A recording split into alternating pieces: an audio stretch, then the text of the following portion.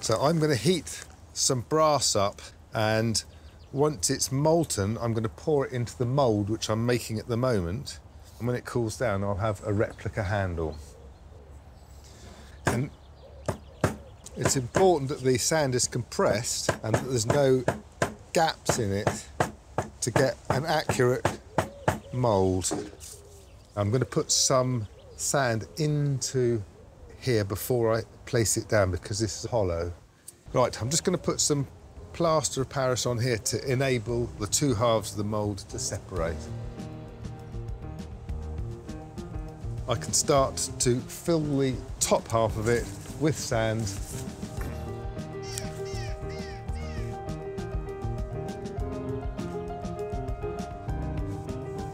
Okay.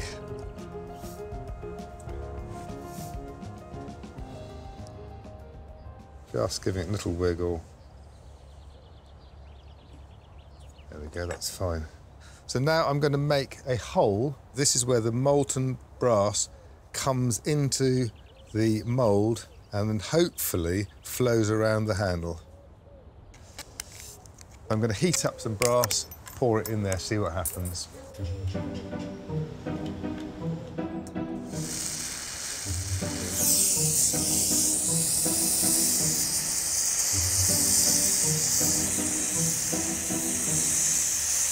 And get this really, really hot so that it doesn't set before it gets to the bottom of the mould, which would be a disaster. Okay, I'm just going to stand up to pour this to get a better angle. Just let that cool down a bit, and then we'll take it out and see whether we've got a handle in there.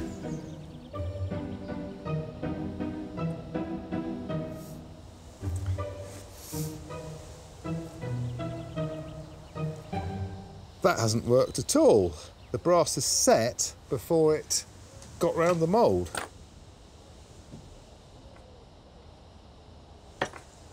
We've got half a handle, so I need to try again. I think I can do this.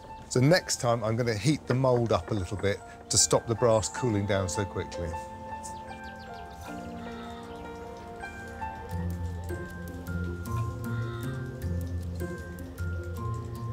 I've had 6 attempts now to cast this handle, and I keep ending up with an air bubble in it.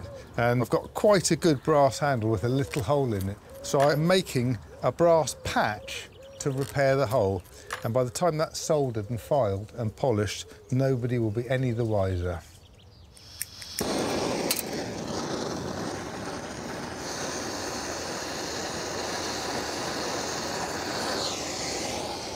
That's soldered beautifully all the way around there.